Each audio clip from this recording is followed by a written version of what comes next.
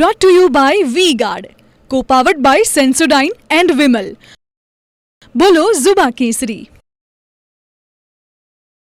એજન્સીના મેપ દ્વારા એ સમજવાનો પ્રયત્ન કર્યો કે હાલ વાવાઝોડાની શું પરિસ્થિતિ છે. ત્યારે વાવાઝોડાને લઈ પરેશ ગોસ્વામીનું પણ અનુમાન સામે આવ્યું છે.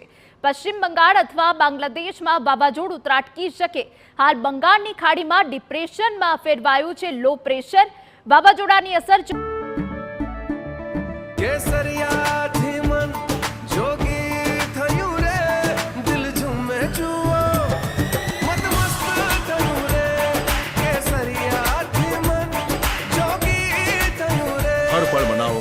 केसरी त्योहार विमल बोलो जुबान केसरी. ચોમાસા પર નહીં થાય તેવું પણ જણાવાયું છે.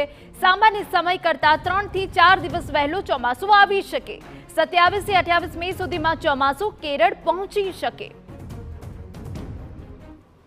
બંગાળની ખાડીની અંદર અત્યારે એક લો પ્રેશર છે અને આ લો પ્રેશર સાયક્લોન સુધી જવાનું છે. જો કે એ લો પ્રેશર છે એ પશ્ચિમ બંગાળ અથવા તો બાંગ્લાદેશ ઉપર લેન્ડફોલ કરશે અને એની અસર છે ગુજરાત ઉપર ખાસ નથી થવાની. પણ ચોક્કસથી એટલું કહી શકાય કે એ જે સાયક્લોન છે ઝડપથી આગળ નીકળી જશે એટલે ચોમાસું છે એ પણ ધીમે ધીમે ઝડપથી આગળ વધશે અને ચોમાસા ઉપર જે બંગાળની ખાડીનું સાયક્લોન છે એની કોઈ નેગેટિવ અસર પડે તેવું હાલ લાગતું નથી. ઉત્તર શ્રીલંકા સુધી આ નૈઋત્યનું ચોમાસું પહોંચી ગયું છે એટલે સમય કરતા વહેલું આમ જોવા જઈએ તો કેરળની અંદર 1 જૂને ચોમાસાની એન્ટ્રી થતી હોય પણ આ વખતે સમય કરતા 3 થી 4 દિવસ વહેલું છે એ ચોમાસું કેરળની અંદર પહોંચે તેવું હાલ એક મારું પ્રાથમિક અનુમાન છે.